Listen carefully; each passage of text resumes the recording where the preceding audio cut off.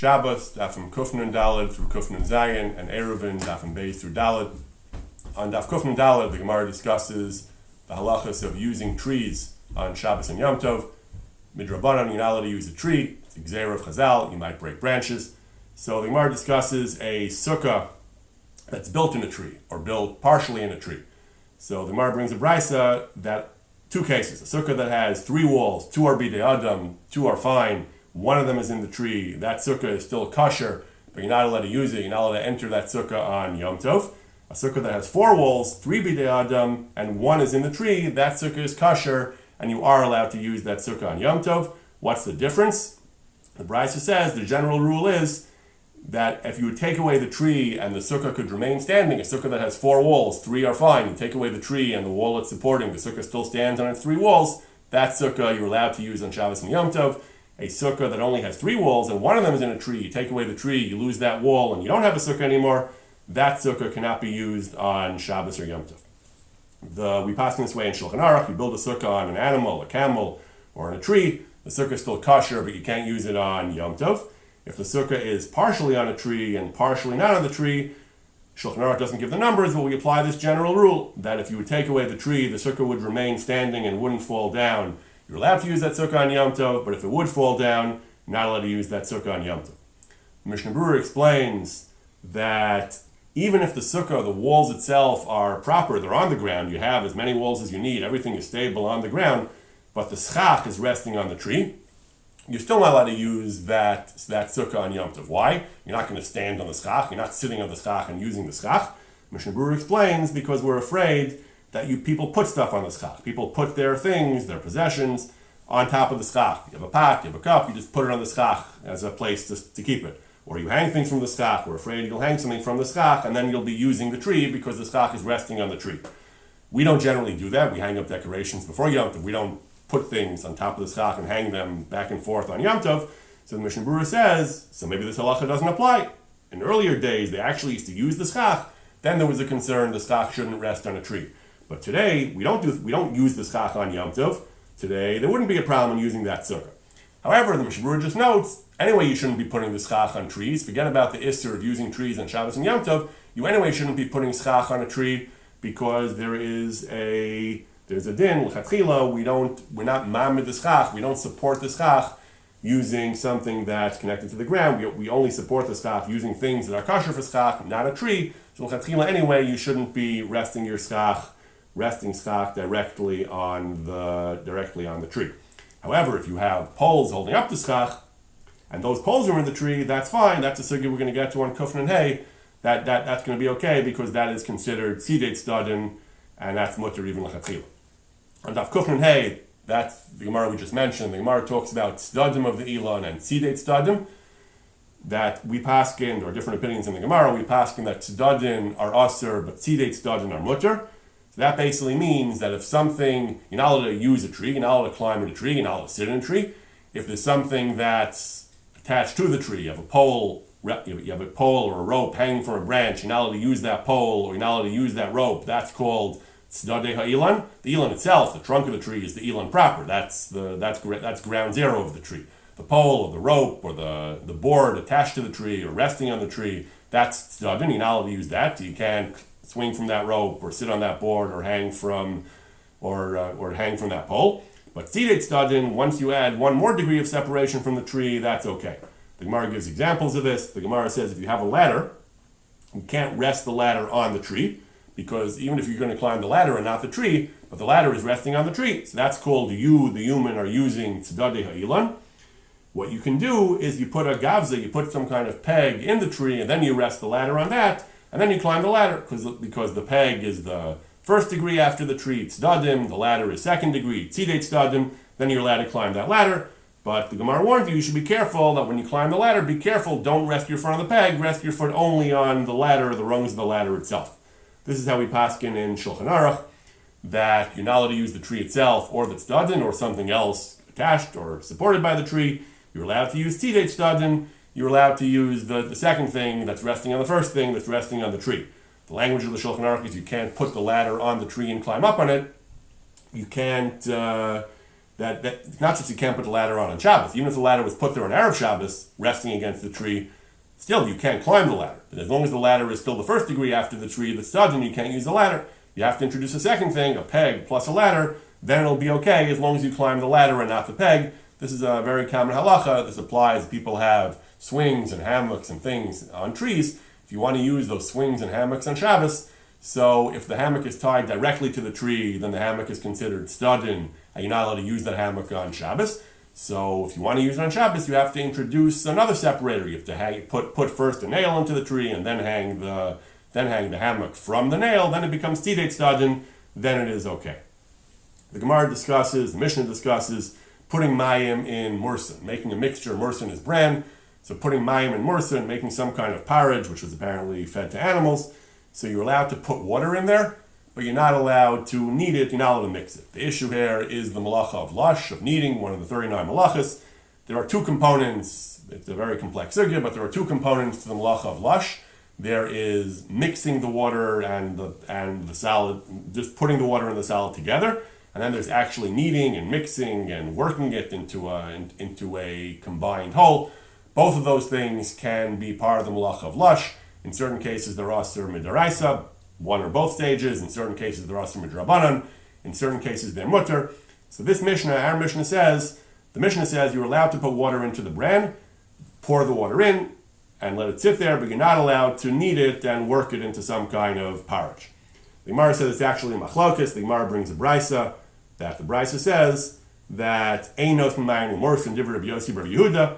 Rabbi Yehuda says that you Rabbeinu HaKadosh, she's the one who says, the author of the Mishnah, who says, Einos M'mayim L'morsan. I'm sorry, the Mishnah said, Nos M'mayim L'morsan, but just not Govlin. The Mishnah says you can pour the water into the bran, you just can't knead it. It's actually machlokes. Rebbe says you can't even pour the water into the bran. Rabbi Yehuda says you're allowed to pour the water into the bran. So it's actually machlokes. The Gemara also distinguishes, we'll return to this momentarily, the Gemara also distinguishes between a bar gibel and not a bar gibel. Some things like flour are considered bar gibel. There are things that are subject to the malacha of kneading. Mursan, which is less clumpy, less sticky, is not something which is considered bar gibel, something that pertains to that's subject to the prohibition of gibel in the classic way. The malacha of lush, kneading, means taking small salad powders or granular things and mixing them with liquids and forming a sticky mass, sticky consistency like bread. When something is not a bar gibel, there's actually a machlokes, whether it's more chomer or less chomer. The Gemara here says Rabbi Yossi Bar Yehuda, who allows putting water in, maybe that's only flour, which is subject to gibel, then putting water in would not be the malacha until you actually do the kneading. But something like bran, which is not a bar gibel, maybe it's even more chomer, it's stricter, you can't even pour the water in the first place. Either way, the Gemara comes out that putting water in mursa and putting water in bran is a machlokas tanoim. Rebbe is strict, Rabbi Yossi Bar Yehuda is lenient. Even he says you can't knead it, but you can pour the water in. How do we paskin? So there are different mishnayos, stam mishnayos both ways. How do we paskin? Major machlokas rishonim. Shulchan Aruch inclines to the lenient view that you are not allowed to knead it, but you're allowed to pour the water in. He brings the Yesh Omrim that you can't even pour the water in. Mishnah Berurah explains that the Iker, he paskins like many Rishonim who say that it's mutter, he brings the Yesh Ostrim as a chumrah. Even though he only brings it as a chumrah, the Sif ends by saying that we should, the Mechaber or the Ramah says, look back in Shin Chav Aleph, that there he says the minhag is machmer, like the other Rishonim, that you shouldn't put the water in lechatchila. Why are you allowed to put the water in? Are you just allowed to, according to Rabbi Yehuda, are you just allowed to pour water into something that is something like mursa, which is not a bar gibel? The Rishonim give two reasons for why they allowed pouring the water in. Clearly, it is can't be malacha deraisa, or there's no way it can be mutter. Rambam says it's mutter because pouring water in would normally be asur midrabanan, even though it's not gibel. But since when it comes to morsin, which is not a bar gibel, the Rambam paskins that morsin is not a bar gibel. Therefore, even if you do need it, you're not allowed to need it. But even if you do need it, it's only midrabanan, a gzeira up to something which is a bar gibel, like flour. Therefore, even morsin, which is not a bar gibel, the gzeira was only if you actually need it. They weren't goes; they're just pouring water in. Other Rishonim say the reason they allowed pouring water into the bran is because you need to feed your animals. Animals need this bran porridge, and since it's only asur midrabanan, they were lenient. They allowed you to do it in the case where the animals need it. According to that, he said, even in the case of flour, you'd be able to put water in. Since putting water in itself is not the malacha d'oraisa of lush, it's asur midrabanan. But according to the second opinion, they waived the isur drabanan in order to make sure the animals were able to have food. Maybe even flour would be mutter. Al kalpanim, pouring water into mursan would generally be asur. Pouring water into mursan, according to the second opinion, is generally asur. They only allowed it because of the need for animal food. According to the Rambam, since even needing mursan is not a malacha d'oraisa, they weren't gozer at all on pouring the water in. The Gemara on Daf Kuf Nun Vav continues discussing the halachos of lisha. As we mentioned, they are quite complicated. The Gemara brings machlokas about koli. Koli is roasted wheat. Are you allowed to be govel? Are you allowed to do lisha, to knead this roasted wheat with water? So the Tanakama says, Ein govlin, yesh omrim govlin. Also the machlokas of Yehuda and the Tanakama, whether you can be govel koli. The Gemara then goes on giving various other halachas regarding lisha.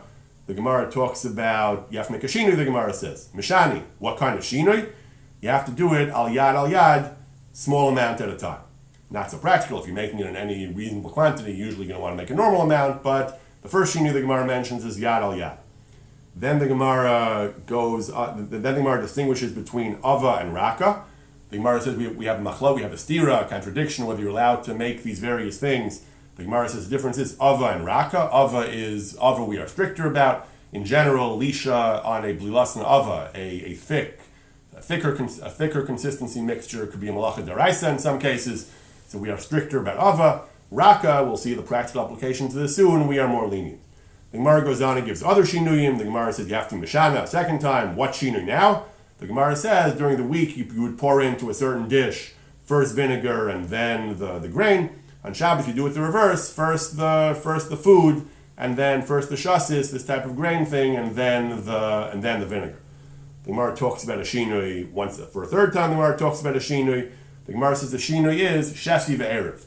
You warp and woof. You make a cruciform mixing. You mix like this and like this instead of the normal mixing, which is to go round and round.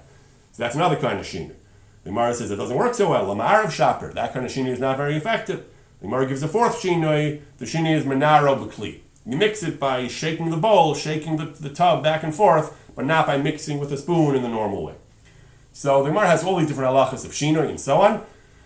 The way this works at halacha l'maisa is as follows. As we noted earlier, there are two aspects to the malacha of lisha. There's the mixing and the kneading. L'chatchila, generally both are asur. Putting aside the mursan case, special haterim for animals and certain types of foods that might not be bar gibel. In general, we're machmer that we don't do either stage. We don't do the mixing together stage, the water and the granular thing, and we don't do the mixing stage. If you want to be able to do it, you have to have a shinui in both the mixing and in both the pouring together and in the actual kneading. Most malachas on Shabbos, we don't just allow b'shinui, we allow in certain cases of need, of sickness. Lisha, they allowed certain types of mixing with shinuyim, but you have to have the shinui both in the pouring together and generally and in the mixing. So what kind of shinui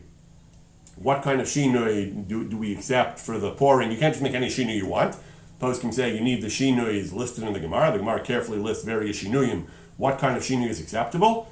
So when it comes to the mixing, the combining the ingredients, then the only shinui the Gemara says is a shinui in the order.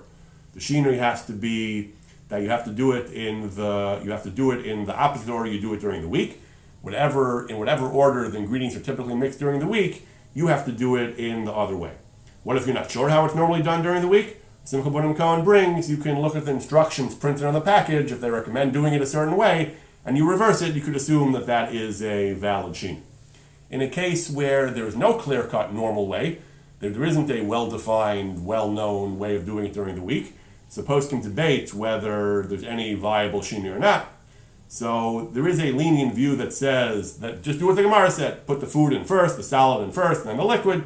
By default, that's a valid shinui, but you shouldn't rely on that l'chatchila. You should only rely on that in cases of necessity. So that's the shinui that you do, the shinui in the shinui in the order. And this shinui only works at all if the mixture is loose. When we said when the mixture is a looser consistency, it's not lisha daraisa. So for a loose mixture, they allowed this shinui in the order, but not for a thicker mixture. For that, there's no viable shinui at all. You also need a shinui in the actual mixing. So we mentioned various shinuyim. One of them is to go crisscross rather than round and round. Poskim recommend that when you go crisscross, you should actually remove the spoon each time. Go one way, pull the spoon out, then put it back in and go the other way, pull the spoon out. That's the ideal way to do it. Another kind of shinui is to mix with your bare hand or finger, not with a spoon or a utensil. You should not wear gloves when you do that. It should be actually with your hand or finger. Another type of shinui, which applies, again, to loose mixtures, is if you use the handle of a spoon or a fork, but not the business end of the spoon or fork, or a knife. You can use either the handle or the blade. But this last shinui does not work for thick mixtures. The earlier shinuyim, again, when it comes to the order, when it comes to mixing the two, pouring the two together, then the only shinui that works at all is the shinui in the order of the ingredients, and even that doesn't work for a thick mixture. But assuming you have your thick mixture, it was made before Shabbos, then there are various shinuyim. The crisscross or the bare hand and finger works for any type of mixture. But if you're using the handle of the spoon or fork, or the blade or handle of the knife, that's a shinui that also works, but that does not work for thick mixtures. One further point is that whenever a person makes any of these types of mixtures, and he's relying on the mixture being thin, one should be careful to pour everything in at once. Pour all the liquid in or all the solid in at once, when assuming you're reversing the order. If you pour it in slowly, then initially the mixture, if you're pouring the liquid in, if you pour only a little bit of liquid in first, if you're relying on the shinui of putting the solid in first, then the liquid, if you pour a little bit of liquid in first, it'll be pretty thick. When you pour all the liquid in, it'll get thin again.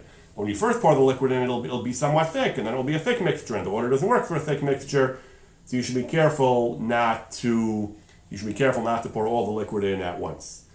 We mentioned the idea that for a thick mixture, the shinui of the order doesn't really work. There's really no solution at all for a thick mixture because you can't get past the first step of combining them because we don't rely on the shinui of reversing the order for a thick mixture. In a case of need, in a case of necessity, we do allow you to rely on the shinui of the order even for a thick mixture. What's an example? This is all from Simcha Buddham Cohen, Shabbos Kitchen. What's an example of a case of need? Food that just practically can't be prepared before Shabbos because it would spoil, or food for a young child or a person who's ill, and you forgot to prepare it before Shabbos. In those cases, you can rely on, for the shinui and the combining, you rely on reversing the order, which we normally don't do, but in a case of need, we do. And then the other shinuyim, you should use the first two of the three shinuyim in the mixing, either use crisscross or use barehanded, but for a thick mixture, again, you should not rely on the knife or the handle of the spoon or fork. That we don't rely on for thick mixtures.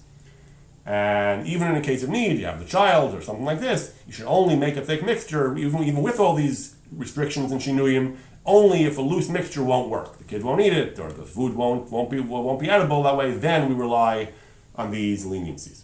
There's also an additional stringency. There's another type of mixture, an even thicker mixture, a mixture that is so absorbent and so sticky that as soon as you mix them, they become one body, they don't even need any stirring. That mixture can never be made on Shabbos. There's no shinui that ever works, and that is out of the question. What's an example of that? Certain baby cereals or adult cereals like oatmeal, as soon as you mix it in, it becomes one thick, solid mixture. Instant potatoes, they bind to form a mass as soon as they're combined. You can never make them in any form of thick mixture. They always have to be made thin. And even when you make them in a thin mixture, you still have to reverse the order, and you have to reverse the direction of the shinui in the mixing, as we said earlier. In general, what is the definition of thick and thin mixtures? So the post can bring, from the Chazon Ish, I think, they bring a loose mixture as anything that can be poured. Simcha Buddham Cohen gives examples: applesauce, ketchup, baby cereal made loosely. What's an example of a normal thick mixture that has the additional stringencies? Dough, egg, tuna salad, chopped liver, charoses, baby cereal in a thick consistency, that it doesn't flow or flows very slowly. That's called a thick mixture, and that has the additional stringencies. And then there's the third category we mentioned earlier, things that are like instant oatmeal or potatoes that clump together right away. That's even more serious, that you can't mix together at all on Shabbos. The Gemara brings that the mother of Rav Nachman Bar Yitzchak, astrologers told her that her son would be a ganav, he would be a bad person, So, in order to forestall this fate, didn't entirely work, the Gemara says, in order to forestall this destiny of his, she would never let him go with his head uncovered, even as a child, and she told him, cover your head so that you should have Yira Shemayim. Emas Shemayim should be upon you. She also told him to daven. Nevertheless, he once stumbled and committed an act of theft. But the Gemara says that it was important, even for a child, to wear the yarmulke in order that he should have Yira Shemayim. Now the Gemara says she did this in a specific case where the astrologers told her that her son would become a Ganav. But the Magen Avraham, the later poskim, bring this in general. They say that even though the Gemara in Durham implies that children do not typically cover their heads in Talmudic times, the right thing to do is that they should, in order to have Yira Shemayim, as per our Gemara. Not so clear how old the child is, the age of chinuch, younger. Some Hasidim are very strict, even very early on. I saw them bring that, again, in the name of Simcha Bunim Cohen, I saw them bring that a child shouldn't make any bracha, certainly, without a yarmulke. There is this minhag, though, the post can bring, that even a child should wear a yarmulke. It might not be strictly obligatory, but it helps promote Yira Shemayim. On Daf Kufman Zayin, the last mission in the Masechta talks about doing various types of Yisurim D'Rabbanan. We allow them in certain cases, things that would otherwise be usher, we allow them on Shabbos for various reasons of mitzvah. Two of the examples are, the Gemara says, the Mishnah says, Modedin and Koshrin. They measured once to see if there was, for purposes of Tumah, to see how wide a certain hole was. They tied a rope to make some kind of measuring device to measure the hole to see whether Tumah could pass through. We learn from that three halachas, in particular, two of them are Modedin and Koshrin. You can measure, which Rashi understands is measuring for the purpose of Torah, for the purposes of establishing halacha, and koshrin, you can make a kesher, not a real kesher deraisa. You can't do halacha deraisa for the purpose of mitzvah, but you can make a kesher she'ena shel kayama, a non-permanent knot, which, as we learned earlier, is not deraisa. You can make that on Shabbos. That's what we pass in Shulchan Aruch. If it's tzarech mitzvah, we allow measuring. If it's tzarech mitzvah, we allow time. It says in the laws of knots, it says for tzarech mitzvah, for example, you're tying something to measure something, you're allowed to tie, provided it's kesher she'ena shel kayama, even if it's ma'aseh uman. We said there are two criteria we previously said for knots to be asur. They have to be, if both of them together are there, kesher shel kayama, according to some Rishonim at least, kesher shel kayama, permanent knot, long-term permanent knot, and ma'aseh uman, a well-tied, proper tight knot, professional quality knot, that's deraisa. When either factor is there, it's still asur l'chatchila midrabanan. When neither factor is present, it's not a ma'aseh uman, and it's not kayama, it's mutter l'chatchila. You don't need mitzvah for that. In this case, it's mutter because it's a mitzvah. The Mishnah Berurah explains, is if it is a kesher she'ena shel kayama, but it is ma'aseh uman, it would be midaraisa, but they allow that for the purpose of mitzvah. However, the Mishnah Berurah adds a caveat, that's only when the mitzvah needs this, when there's no other way to make the measurement without the ma'aseh uman. If you can make a knot that's not a ma'aseh uman and it's mutter l'chatchila, you should do that. You shouldn't rely on this heter unless you need to.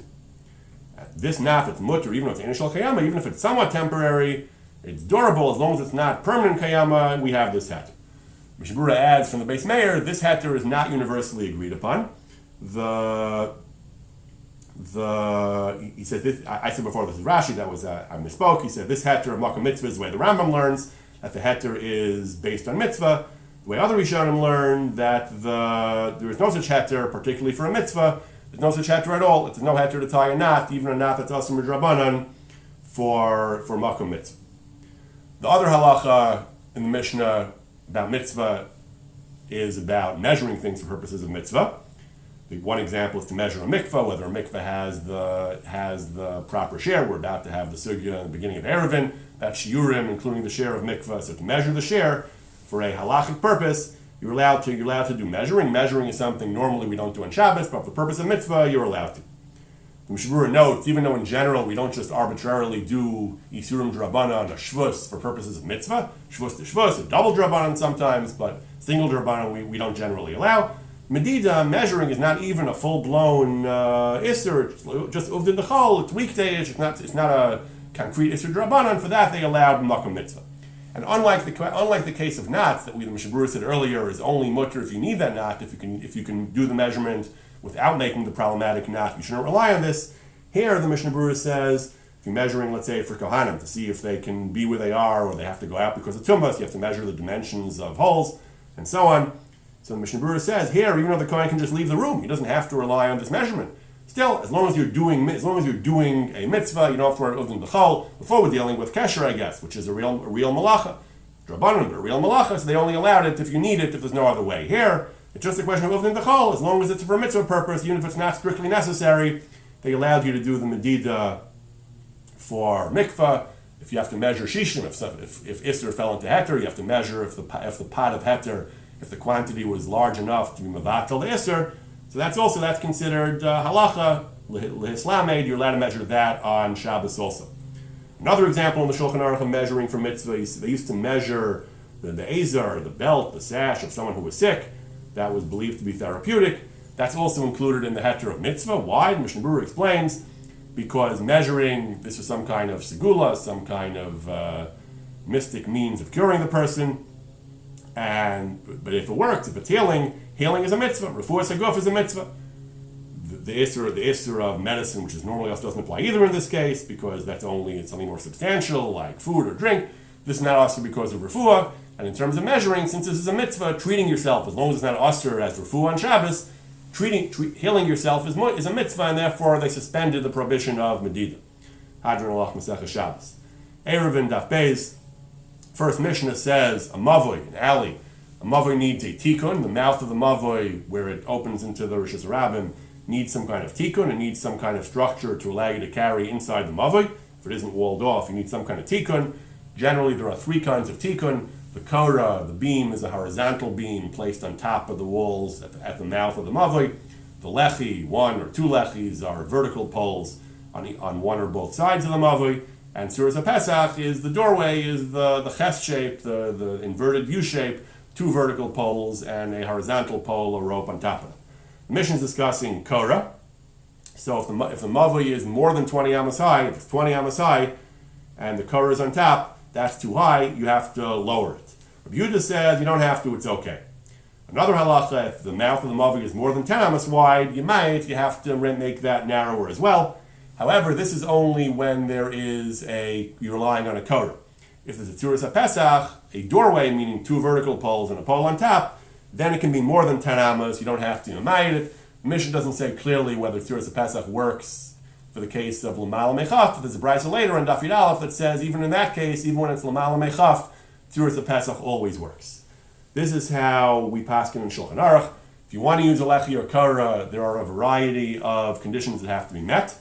The door has to be not less than 10 tvachim and not more than 10 amos, and the mavoi itself has to be 4 amos long. If you're missing any of those three conditions, you can't use lechi or korah, you have to have Tzuras HaPesach. And the fourth condition, the condition of our Mishnah, that if it's the first condition of our Mishnah, if it's more than 20 amos tall, then you can't use korah, but you can still use lechi. So if it's missing the first three conditions, you can't use lechi or korah, you have to use Tzuras HaPesach. If it's missing the first condition of the Mishnah, the fourth condition of the Shulchan Aruch, it's more than 20 amos tall, then you can't use korah, but you could use lechi. None of this is of great practical significance because the Ramah brings, the minhag is today, we don't do lechi or korah. Our Eruvin are not built using the mechanisms of lechi or korah. We're going to have lengthy, incredibly intricate sugyas in the Masechta about lechi or korah. We don't do any of that. We don't build lechis, we don't build korahs. The only thing we do is actual fences or Tzuras HaPesach, the Ramah brings. The reason for that is complicated. Maybe we'll get to it later in the Masechta, but all of our Eruvin are based on Tzuras HaPesach.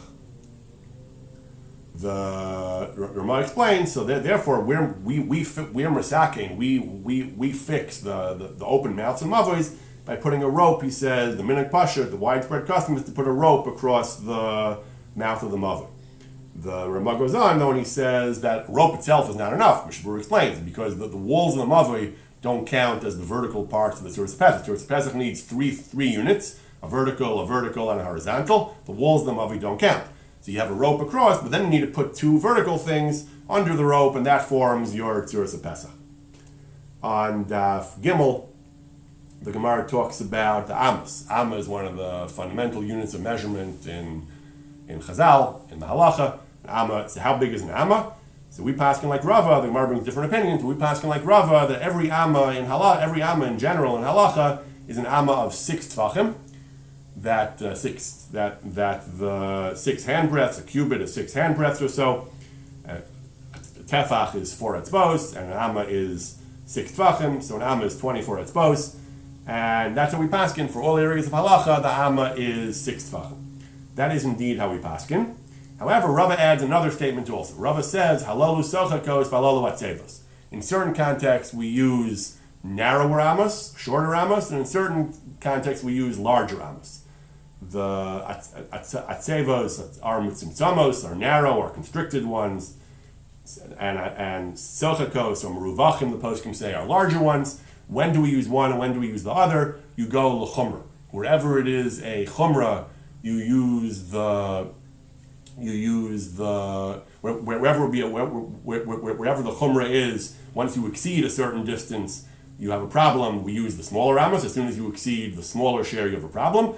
Whenever the chumra is the other way, you have to have at least a certain distance, like kalayim, it has to be at least a certain distance apart. Then the chumra is to use meruvachim, to use the larger amos. They have to be a greater degree apart. The distance is not actually that high.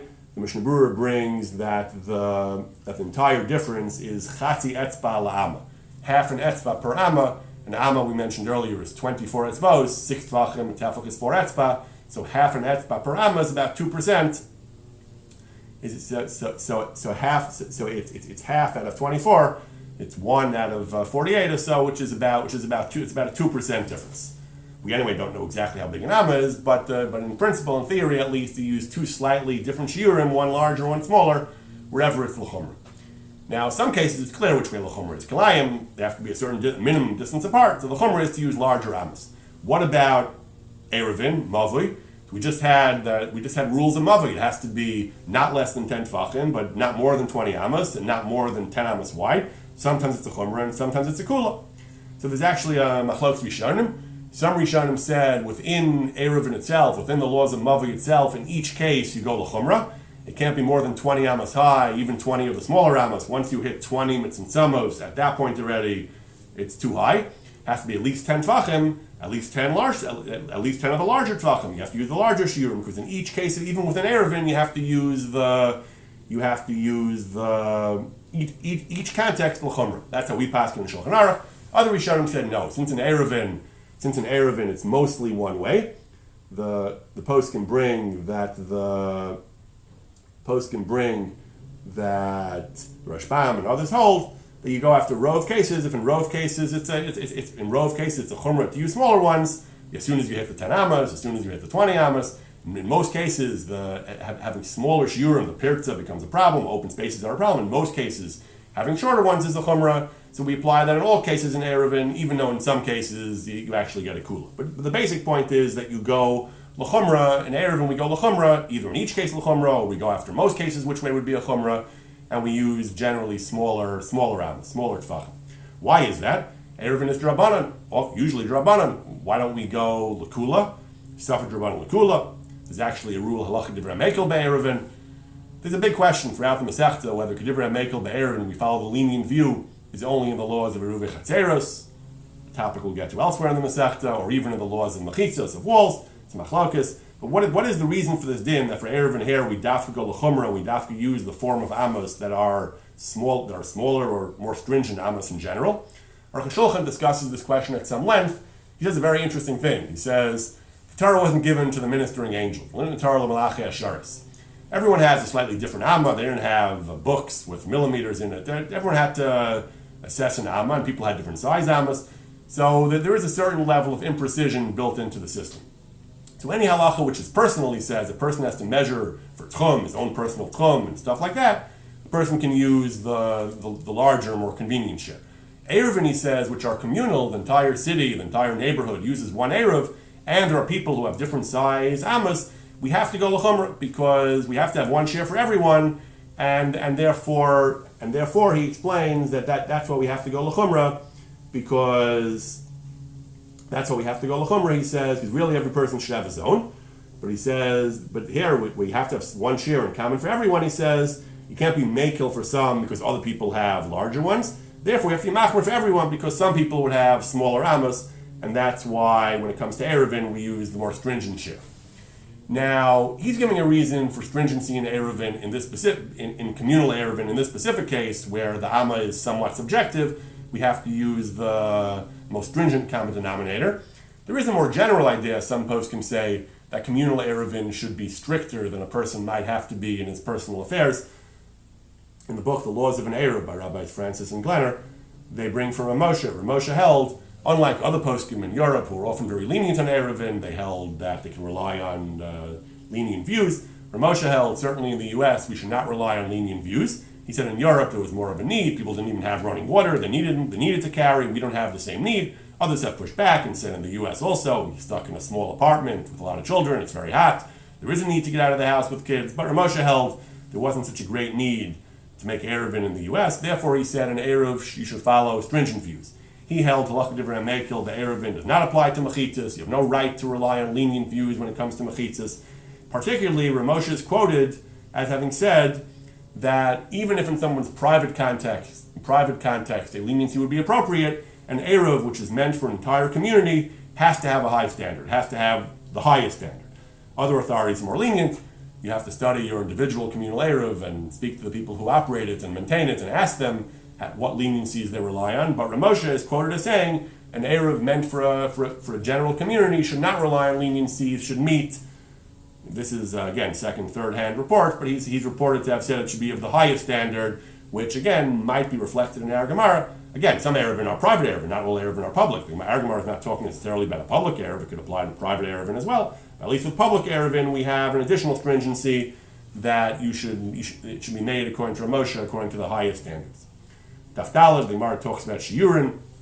The Gemara brings a statement, Shiurin, Chatzitzin, Umachitzin, the shiurin of certain things, chatzitza, when it comes to being tovel, having obstructions and things blocking, interposing between your skin and the water, and mechitza, certain laws of walls for sukkah, for Shabbos, are halach l'Moshe Sinai.